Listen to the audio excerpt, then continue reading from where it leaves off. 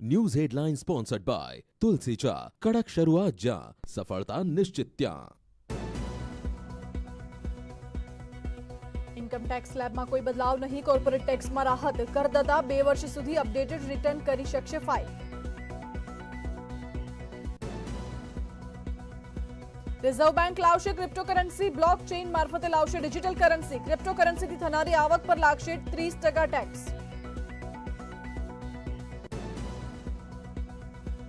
શેરબજારે બજેટને વધાવ્યું, સેન્સેક્સ અને નિફ્ટીમાં જોવા મળ્યો ઉછાળો।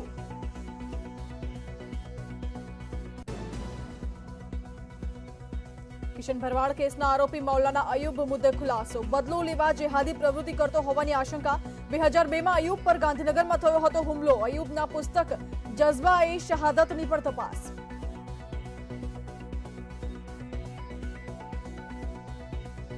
न्यूज हेडलाइन स्पॉन्सर्ड बाय तुलसी चा कड़क शुरुआत जा सफलता निश्चित त्या।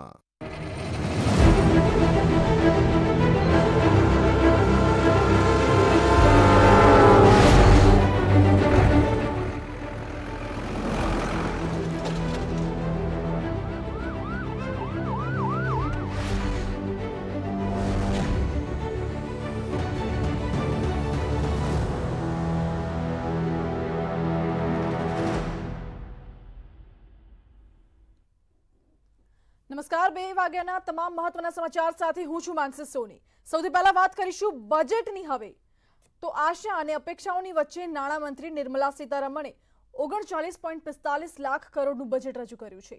આ મોદી સરકારનું 10મું અને નાણામંત્રી નિર્મલા સીતારમણનું 4થું બજેટ હતું। બજેટ 2022-23 સામાન્ય વર્ગ ઇન્કમ ટેક્સ ઘટાડા પર મીટ માંડીને બેઠો હતો, જો કે ઇન્કમ ટેક્સ સ્લેબમાં કોઈ જ ફેરફાર કરવામાં નથી આવ્યો। ક્રિપ્ટોકરન્સીને લઈને પણ બજેટમાં મોટી જાહેરાત કરવામાં આવી છે। આ જ નાણાકીય વર્ષમાં આરબીઆઈ તેને ડિજિટલ કરન્સી લોન્ચ કરશે, તો બીજી બાજુ ક્રિપ્ટોકરન્સીની આવક પર 30% ટેક્સ ભરવાનું રહેશે અને ડિજિટલ કરન્સી ટ્રાન્સફર પર 1% ટીડીએસ લાગશે। 5Gને લઈને સ્પેક્ટ્રમ ઓક્શનની પણ જાહેરાત કરવામાં આવી છે। કોરોનાની પરિસ્થિતિમાં ડિજિટલ એજ્યુકેશન પ્રચલિત થયું છે, ત્યારે માતૃભાષામાં શિક્ષણ માટે 1 ક્લાસ 1 ટીવી ચેનલની પણ જાહેરાત કરવામાં આવી, જેમાં ભારતની વિવિધ ભાષાઓમાં 200 ટીવી ચેનલ શરૂ કરવામાં આવશે। બજેટ 2022-23માં ફિસ્કલ ડેફિસિટનું લક્ષ્ય 6.9%થી ઘટાડીને 6.4% કરવામાં આવ્યું છે।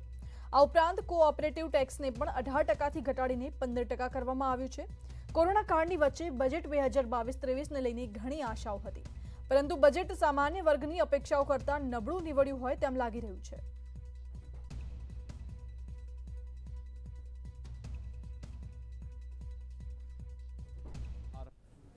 व्यक्त करते हैं।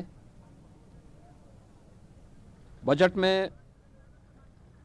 जो बहुत महत्वपूर्ण प्रावधान है, खासतौर पर एमएसपी के लिए, किसानों के उन्नयन और किसानों की आय को दोगुना करने के लक्ष्य को प्राप्त करने के लिए यह जो किसानों की वर्षों से चली आ रही मांग को पूरा करता है और प्रधानमंत्री जी के उस संकल्प को जो 2022 तक किसानों की आमदनी को दोगुना करने के लक्ष्य को उन्होंने रखा था, उसे भी पूरा करता है। युवाओं के लिए 60 लाख नौकरियां, यह भारत के युवाओं को, और स्वाभाविक रूप से उत्तर प्रदेश देश की आबादी का सबसे बड़ा राज्य भी है और सबसे युवा राज्य भी है, उत्तर प्रदेश के युवाओं को इससे और भी आगे बढ़ने का अवसर मिलेगा। महिलाओं के सशक्तिकरण के लिए, उनके उन्नयन के लिए मिशन शक्ति के साथ साथ अनेक ऐसे कार्यक्रम प्रारंभ करने का प्रावधान इस बजट में है, जो महिला सशक्तिकरण के लक्ष्य को प्राप्त करने में सहायक होगा। राज्यों को 50 वर्षों तक बिना ब्याज के ऋण की सुविधा उपलब्ध करवाने का प्रावधान, और भी ऐसे प्रावधान हैं। नदियों को जोड़ने के लिए उत्तर प्रदेश में बुंदेलखंड क्षेत्र, केन बेतवा को जोड़ने के लिए बजट में प्रावधान होना, 400 Vande Bharat train, express train चलाने की घोषणा ये आवागमन को और भी आसान करेगा। Infrastructure, road infrastructure, airport, cargo के निर्माण के लिए और भी अन्य हेल्थ इंफ्रास्ट्रक्चर के लिए विशेष प्रावधान होना, यह देश की अर्थव्यवस्था को एक नई ऊंचाइयां प्रदान करेगा। एक सर्वसमावेशी और प्रगतिशील बजट के लिए आत्मनिर्भर भारत की परिकल्पना को साकार करने वाले इस बजट का हम स्वागत करते हैं।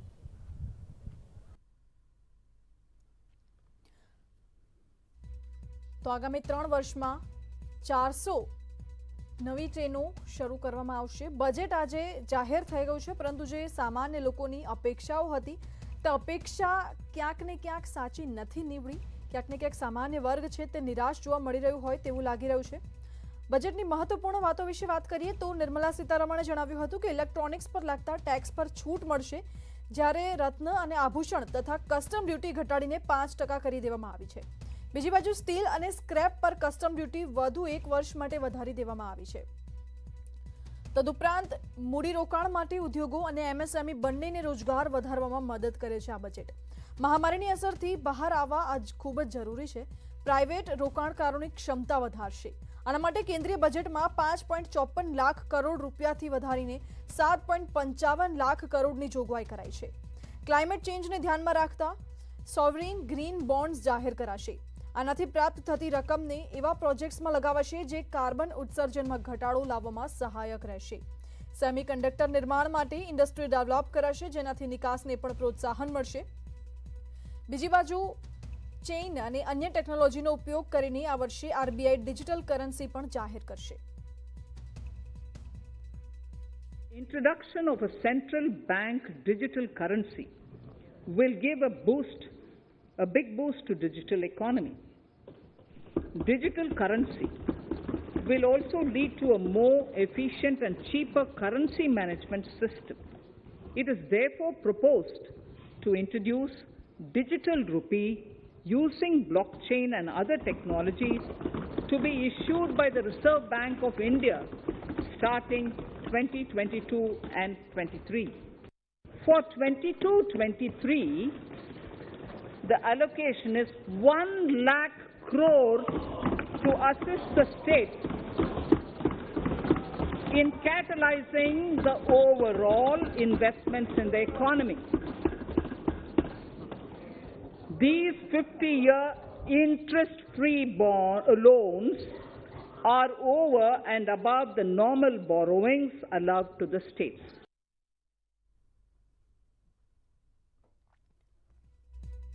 તો કોઓપરેટિવ ટેક્સ 15% જે હતો તે કરવામાં આવ્યો છે। મોદી સરકારનું આ 10મું બજેટ છે, જ્યારે નાણામંત્રી આ બજેટ રજૂ કર્યું નિર્મલા સીતારમણે તેમનું આ 4થું બજેટ છે। બજેટમાં અનેક લાભદાયક વાતો પણ છે। નાણામંત્રીએ કહ્યું હતું કે વર્ચ્યુઅલી ડિજિટલ એસેટ્સના ટેક્સેશનમાં ફેરફાર કરવામાં આવ્યો છે। આવી કોઈ પણ પ્રોપર્ટીના ટ્રાન્સફર પર 30% ટેક્સ લાગશે, કોઈ છૂટ નહીં મળે। કોર્પોરેટ ટેક્સને 18%થી ઘટાડીને 15% કરી દેવામાં આવ્યો છે। બીજી બાજુ એમએસએમઈ માટે રાહતના સમાચાર છે। MSME ministry of micro, small and medium એન્ટરપ્રાઇઝની મજબૂત કરવા માટે નવી યોજનાઓ શરૂ થશે। 5 વર્ષમાં ₹6000 કરોડ આપવામાં આવશે। તો ઉદ્યમ, ઈ શ્રમ, એનસીએસ અને અસીમ પોર્ટલની સાથે જોડવામાં આવશે। એનાથી તેમની સંભાવના પણ વધી જશે। હવે એ લાઈવ ઓર્ગેનિક ડેટાબેઝની સાથે કામ કરનાર પ્લેટફોર્મ હશે। એનાથી ક્રેડિટ સુવિધાઓ મળશે અને આંત્રપ્રિનરશિપ માટે સંભાવનાઓમાં પણ વધારો થશે। બીજી બાજુ છે પીએમ ઈ વિદ્યા પ્રોગ્રામ। મહામારી દરમિયાન સ્કૂલ બંધ રહેવાથી ગામના જે બાળકો છે તેમને 2 વર્ષથી શિક્ષણથી વંચિત રહ્યા છે। તો પીએમ ઈ વિદ્યા અંતર્ગત એવા બાળકો માટે એક ક્લાસ, એક ટીવી ચેનલ પ્રોગ્રામ અંતર્ગત હવે ચેનલ 12થી વધારીને 200 કરવામાં આવશે। તો આજે બજેટ જે રજૂ કર્યું છે તે બજેટથી હવે હીરા ઉદ્યોગને પણ રાહત મળી છે। કટ એન્ડ પોલિશ્ડ હીરા પર ડ્યુટી ઘટાડવામાં આવી છે। સીઆર પાટીલે આ નિર્ણયને આવકાર્યો છે। તો પ્રધાનમંત્રી અને નાણામંત્રીનો આભાર પણ માન્યો છે સીઆર પાટીલે। डायमंड इंडस्ट्री बहुत बड़ा लोगों को उनको काम भी देती है और उसको राहत की आवश्यकता थी। आज उनको जो आवश्यक जो राहत देने की वजह से लोग बहुत खुश है। हम आदरणीय प्रधानमंत्री श्री नरेंद्र मोदी साहब का और फाइनेंस मिनिस्टर निर्मला सीतारमण का बहुत बहुत आभार व्यक्त करते हैं। डायमंड इंडस्ट्री का पहली बार बजट में वो उल्लेख किया गया और इसके साथ में उनके लिए जो रियायत देंगे बहुत अच्छा है डायमंड इंडस्ट्री के लिए, क्योंकि पूरे वर्ल्ड में 100 में से 90 डायमंड जब सूरत में बनते हैं और उनकी ड्यूटी के ऊपर जो हम लोगों को राहत मिली है, इंडस्ट्री बहुत खुश है। इकोनॉमी ग्रो कर रही है, ग्लोबल मार्केट को हम कैच करना चाहते हैं, तो ये डिजिटल करेंसी के माध्यम से हम लोग ज़्यादा ट्रांसपेरेंसी से प्रजा के बीच में जा सकेंगे। नरेंद्र भाई ग्राम्य शाळाओ, सरकारी स्कूल, एना विद्यार्थीओ, समाजનું ઘડતર, એજ્યુકેશનમાં ઘડતર, એ સ્કૂલમાં પણ ટીવી આપવાનો એક નિર્ણય એ આ બજેટમાં એની જોગવાઈઓ થઈ છે। આરોગ્ય, મેં કહ્યું એમ ગરીબો, દેશમાં રોકાણ વધારવાનું, અર્થવ્યવસ્થાને ઝડપથી આગળ લઈ જવાનું, વિકાસ દર પણ 9.2% જેટલો એ રહેવાનો અનુમાન એ પણ કરવામાં આવ્યું છે। ત્યારે ખેડૂતો માટે પણ સ્ટાર્ટઅપર્સ એ બાબતની એક નવી જોગવાઈ, એક નવી વ્યવસ્થા એ ખેડૂતો માટે અનેક યોજનાઓ એ આદરણીય નરેન્દ્રભાઈ લાવ્યા છે। ભૂતકાળની કોંગ્રેસોની સરકારમાં એ માત્ર આયોજનના બજેટો રહ્યા છે, એના પરિણામો નથી મળ્યા। નરેન્દ્રભાઈના નેતૃત્વમાં, અટલજીના નેતૃત્વમાં પરિણામો પણ મળ્યા છે। અને હું કહું એવું નથી, આ દેશની બજેટની જોગવાઈઓ, આ રાજ્યની બજેટની જોગવાઈઓ જે તે વખતે વિપક્ષ રાજ્યમાં હતું ત્યારે એ માત્ર ખાતમુહૂર્તો કર્યા, પણ એના પાણા જ રહ્યા, કોઈ વ્યવસ્થાઓ ન બની। દેશમાં પણ આ દેશને કોરી ખાવા માટે થઈને માત્ર સત્તાની રાજનીતિ કોંગ્રેસ અને વિપક્ષોએ કરી છે। ત્યારે દેશને એક નવી દિશા આપવાનું કામ બજેટે માત્ર બજેટ નહીં, એની માત્ર જોગવાઈઓ નહીં, પરિણામ સુધી લઈ જવાની યોજનાઓ એ કોઈએ કર્યું હોય તો આદરણીય અટલજી અને પછી નરેન્દ્રભાઈના નેતૃત્વમાં એ દેશમાં થઈ રહી છે। તો આજે જે બજેટ જાહેર કરવામાં આવ્યું છે તેમાં ગરીબો માટે અને જે મધ્યમ વર્ગ, જે લોકો પાસે રોજગારી નથી, તેમની માટે ખાસ જાહેરાત કરવામાં આવી છે। પીએમ ગતિ શક્તિ માસ્ટર પ્લાન અંતર્ગત એક્સપ્રેસ બનશે। નેશનલ હાઈવે નેટવર્ક 25,000 કિલોમીટર સુધી વધારશે। આ મિશન માટે 20,000 કરોડ રૂપિયાની જોગવાઈ કરવામાં આવી છે। તો પ્રયત્ન છે કે 60 લાખ નવા રોજગારનું સર્જન થશે તેવું લાગી રહ્યું છે। સાથે જ ગરીબો માટે 80 લાખ ઘર પણ બનાવવામાં આવશે। 2022-23 માં ઈ પાસપોર્ટ જાહેર કરાશે, જેમાં ચિપ પણ લાગેલી હશે। તો પ્રધાનમંત્રી આવાસ યોજના અંતર્ગત 80 લાખ ઘર પણ બનાવવામાં આવશે। તદુપરાંત ખેડૂતો માટેની વાત કરી છે। કિસાન ડ્રોન ખેતીમાં મદદ કરશે। ટેકનોલોજીનો ઉપયોગ ખેતીમાં પણ હવે કરવામાં આવશે। કિસાન ડ્રોનનો ઉપયોગ કરી શકશે। એનાથી પાક મૂલ્યાંકન, જમીન માપણી અને દવાનો છંટકાવ કરવામાં આવશે। તો 400 નવી પેઢીની વંદે માતરમ ટ્રેન પણ ચાલશે। 400 નવી જનરેશનની વંદે ભારત ટ્રેનો આગામી 3 વર્ષ દરમિયાન દોડતી થઈ જશે। આ દરમિયાન 100 પ્રાઇમ ડાયનામિક કાર્ગો ટર્મિનલ પણ નિર્માણ કરાશે। આ મેટ્રો સિસ્ટમના નિર્માણ કરવા માટે ખાસ નવીન રસ્તાઓ પણ બનાવવામાં આવશે। તો ગંગા કિનારે ઓર્ગેનિક खेती માટે પણ આયોજન કરવામાં આવશે। ઓર્ગેનિક ખેતીને પ્રોત્સાહન આપવાનો પ્રયત્ન છે। રાજ્ય સરકારોને પ્રોત્સાહિત કરવામાં આવશે કે તેઓ પોતાના સિલેબસમાં ફાર્મિંગ કોર્સનો ઉમેરો કરે। ગંગા કોરિડોરની આસપાસ નેચરલ ફાર્મિંગને પ્રોત્સાહન આપવામાં આવશે। નાના ઉદ્યોગોને ક્રેડિટ ગેરંટી સ્કીમ દ્વારા મદદ કરવામાં આવશે।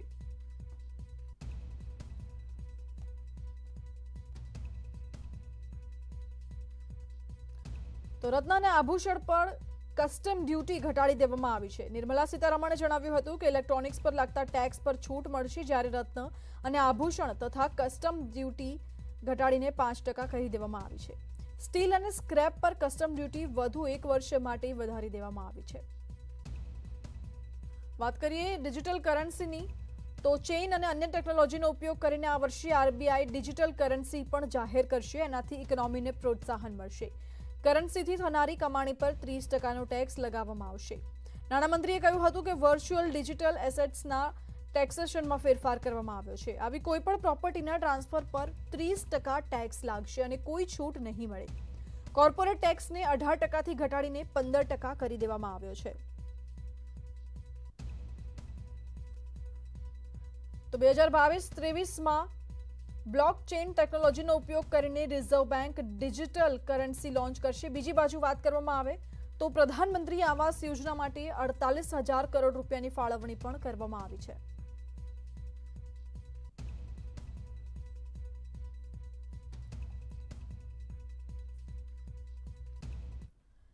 તો અમારી સાથે ગૌરાંગ ભગત જોડાઈ ગયા છે, મસ્તકી માર્કેટના પ્રમુખ છે. ગૌરાંગભાઈ, આપનું સ્વાગત છે ન્યૂઝ 18 ગુજરાતીમાં. ગૌરાંગભાઈ, નવું બજેટ જાહેર થઈ ગયું છે, શું તમને સંતોષ છે આ બજેટથી?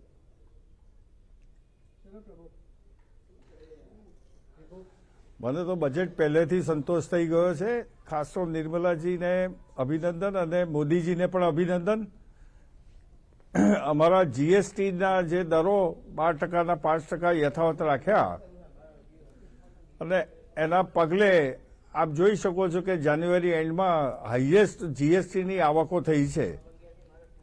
એમાં ટેક્સટાઇલ ઉદ્યોગ પણ અગ્રેસર છે. ખાસ તો જણાવવાનું છે કે ટેક્સટાઇલ માટે આ વખતે બજેટની અંદર મશીનો જે બહારથી આયાત કરીએ છીએ એ મશીનોના કસ્ટમ ડ્યુટી અને સાથે સાથે જીએસટી અને એક્સાઇઝ ડ્યુટી એની અંદર કોઈ ઘટાડો કરી રહ્યા છે. હવે આગળ બજેટને પૂરેપૂરું જાણીશું કેટલા ટકા ઘટ્યા છે, પણ મશીનોના ભાવો ઓછા થશે એવું ચોક્કસ જણાવવામાં આવ્યું છે. આના પગલે ઇન્ડસ્ટ્રી વધશે, રોજગારી વધશે અને એક્સપોર્ટ પણ વધશે. તો સરકારશ્રીનું આ જે પગલું છે ટેક્સટાઇલ માટે છે એ ઘણું સારું છે પગલું. ભવિષ્યની અંદર પણ સરકારે ખાસ તો આપણો જે કાચા માલો એક્સપોર્ટ થાય છે એને અટકાવવા જોઈએ, જેથી કરીને ઇન્ડસ્ટ્રીને વેગ મળી શકે અને દરેક માણસ કામ કરતો થઈ શકે અને આપણને હાઈએસ્ટ જીએસટી અને એક્સપોર્ટનું કામ વધે એ રીતે એ દિશામાં સરકારે કામ કરવું જોઈએ. આજે બાંગ્લાદેશ 0TTમાં એટલું બધું કાપડ ઇન્ડિયાની અંદર ઠાલવે છે, એની પાછળ ચાઇના છે. તો સરકારે આ વસ્તુ અમે વારંવાર જણાવી છે, તો સરકારને ફરીથી અમે આ વસ્તુ ધ્યાનમાં ઉપર લાવીએ છીએ. ઓવરઓલ બજેટ 25 વર્ષની યોજનાઓ જે અત્યારે પાયો નાખ્યો છે એ ખૂબ જ સારી બાબત છે અને આ બજેટ હું સારું જોઈ રહ્યો છું. જી બિલકુલ, સરકારે જે જીએસટી દરમાં ઘટાડો કર્યો છે તેનાથી ટેક્સટાઇલ માર્કેટને ખૂબ મોટો ફાયદો છે, પરંતુ હવે આગળ રોજગારીની કેટલી તકો ઊભી થશે ટેક્સટાઇલ માર્કેટમાં, શું લાગી રહ્યું છે આપને? ટેક્સટાઇલ ઉદ્યોગની અંદર રોજગારી વધશે, કારણ કે આ જે ઇમ્પોર્ટ કરવાના મશીનો જે છે એની અંદર જ્યારે પ્રોસેસ હાઉસોની અંદર નવી મશીનરી આવશે, સાથે સાથે વિવિંગ સ્પિનિંગની પણ મશીનરીઓ ઇમ્પોર્ટ થશે અને ઇન્ડસ્ટ્રી નવી ને નવી રોજબરોજ વધતી જવાની છે, એનાથી રોજગારી વધવાની છે. સાથે સાથે ગાર્મેન્ટની બી અમુક વસ્તુઓ પર નિકાસ, જે આપણે ડ્યુટી જે છે કસ્ટમ ડ્યુટી ઘટાડવામાં આવી છે, એનો બી ફાયદો ગાર્મેન્ટરને મળવાનો છે અને હાઈએસ્ટ રોજગારી ગાર્મેન્ટર આપી શકે છે. તો ગાર્મેન્ટ વધી શકે છે અને ગાર્મેન્ટ જ્યારે એક્સપોર્ટ થશે તો રોજગારી તો મળવાની છે, સાથે એક્સપોર્ટનો લાભ પણ આપણને મળવાનો છે. જી ગૌરાંગભાઈ, જ્યારે આ બજેટ રજૂ થયું તે પહેલા ટેક્સટાઇલ ઇન્ડસ્ટ્રીએ જે રજૂઆત કરી હતી સરકાર સમક્ષ કે નેશનલ ટેક્સટાઇલ ફંડ છે, રૂની જે પ્રાઇસ છે, જે ભાવ છે તેને સ્ટેબલ રાખવામાં આવે, એ અંગે જે અપેક્ષા છે તે મળી છે બજેટથી?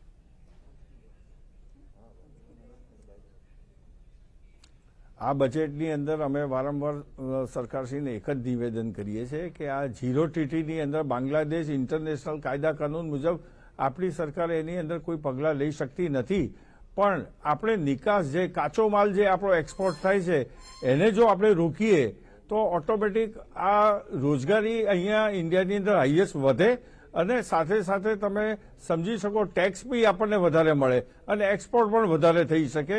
આપણે વર્લ્ડ કોમ્પિટિશનમાં તો જ ઊભા રહી શકીશું. જ્યાં સુધી આપણો કાચો માલ એક્સપોર્ટ થતો બંધ નહીં થાય ત્યાં સુધી આપણે વર્લ્ડની કોમ્પિટિશનમાં ઊભા નહીં રહી શકીએ. જી જી બિલકુલ, ઘણી બધી એપ્લિકેશન પેન્ડિંગ પડી છે. જે માંગણી હતી ATUFની સ્કીમ છે, TUFS MTUFSની જે સ્કીમ છે, ઇન્ડસ્ટ્રીના રિપ્રેઝેન્ટેટિવ્સે જે સરકાર સમક્ષ રજૂઆત કરી હતી તે બધું અત્યારે ફૂલફિલ થઈ રહ્યું હોય આ 2022ના બજેટમાં નાણામંત્રીએ જે રજૂ કર્યું, એવું લાગી રહ્યું છે આપને? મને ચોક્કસ ભારત સરકાર ઉપર વિશ્વાસ છે કે જે સ્કીમો યોજનાઓ મૂકેલી છે એ તબક્કાવાર આગળ વધશે અને ધીરે ધીરે જેમ કે અમારા આ જે મોટા મોટા પાર્ક મેગા પાર્કની ચર્ચાઓ ચાલી રહી છે, તો અમારી સરકારને એ પણ વિનંતી હતી કે ભાઈ કોટન માટે તમે અમદાવાદ તમે પકડી શકો, અમદાવાદની આજુબાજુ ધોલેરા સુધી તમે લઈ જઈ શકો છો, કારણ કે કોટન જેતપુર અને અમદાવાદ પ્રોડ્યુસ કરી રહ્યું છે, જ્યારે સિન્થેટિક સુરત કરી રહ્યું છે. અને ઓવરઓલ ઇન્ડિયાનું જે રૂનું ઉત્પાદન છે એમાં 35%નો હિસ્સો ગુજરાતનો છે. તો આપણું આ મેગા પાર્ક જે છે ક્યાં તો ગુજરાતમાં 2 આપવા જોઈએ, ક્યાં તો એવી કોમન જગ્યા રાખવી જોઈએ જેથી કરીને ઇન્ડસ્ટ્રી બંને લોકોને લાભ મળે, દક્ષિણ ગુજરાત ઉત્તર ગુજરાત બંનેને લાભ મળે અને આ બાજુ સૌરાષ્ટ્રને પણ લાભ મળે એવી જગ્યાની પસંદગી થવી જોઈએ. અને સરકાર ચોક્કસ આ દિશામાં વિચારશે એવું મને વિશ્વાસ છે. ગૌરંગભાઈ, જ્યારે જે રજૂઆત માંગવામાં આવી હતી ત્યારે કઈ કઈ રજૂઆત તમારા તરફથી કરવામાં આવી હતી? કઈ કઈ તમને પ્રોત્સાહન કે સ્કીમ્સ એવી જોઈતી હતી સરકાર તરફથી? બજેટની પહેલાની વાત છે. અમારી રજૂઆતો ફક્ત 2 કે 3 રજૂઆતો છે, જેમાં પહેલી રજૂઆત તો જે અમારો GST 5% યથાવત રાખવાનો જે છે એને કાયમી ધોરણે 5% રાખે. છેલ્લા 5 વર્ષથી વેપારીઓ ટ્રેડરો આખા હિન્દુસ્તાનના ડિસ્ટર્બ છે અને એની અંદર જુદા જુદા કારણોસર વેપારીઓને નુકસાનો ગયા છે. વેપારીઓ કોઈ બી જાતની બેંક ગેરંટી લીધા વગર યા કોઈ બી એની ગેરંટીઓ વગર એને અંતિયાળા ગામ સુધી એનું કાપડ લાખો કરોડો રૂપિયાનું સપ્લાય કરે છે. તો સરકારને ધ્યાનમાં આવી ગઈ છે આ બાબત. એટલે એક તો GST જે છે 5% યથાવત રાખવાની જે બાબત ફેબ્રુઆરીમાં આવશે એની અંદર એમને ધ્યાન આપવું જોઈએ. બીજું, આ ઝીરો ટીટીમાં જે બાંગ્લાદેશથી અને ચાઇના માધ્યમથી જે કાપડ આવી રહ્યું છે એને કેવી રીતના અટકાવવું એના માટે વિચારવાનું સરકારે હજુ બાકી રહ્યું છે. અને સાથે સાથે આ જે કાચો માલ એક્સપોર્ટ થઈ રહ્યો છે, જેમ કે રૂ છે, યાન છે, તો એને કેવી રીતના અટકાવવું અને એ દિશામાં સરકારે હજુ વિચારવાનું બાકી રહ્યું લાગે છે. એટલે અમારી આ બધી જે માંગો છે એ સરકારને ધ્યાન ઉપર છે અને સમયસર એ સરકાર એ પગલાં લેતી રહેશે. જી ગૌરંગભાઈ, એવી પણ રજૂઆત કરવામાં આવી હતી કે રૂની જે ઇમ્પોર્ટ ડ્યુટી છે તે ઇમ્પોર્ટ ડ્યુટીને ઘટાડવામાં આવે કે પછી ઇમ્પોર્ટ ડ્યુટીને સમૂરી કાઢી જ નાખવામાં આવે?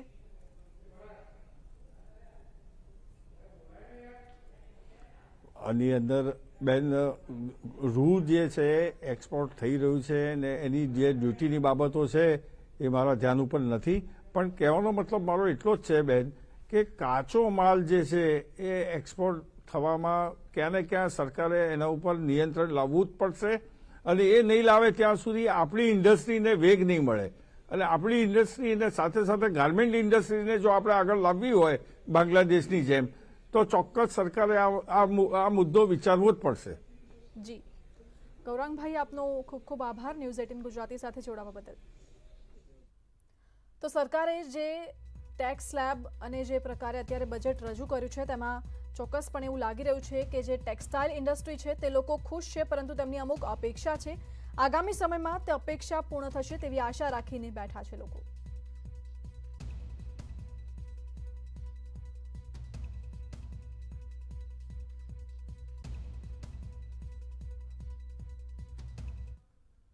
તો આ સાથે હાલ સમાચારમાં રોકાઈશું એક બ્રેક માટે.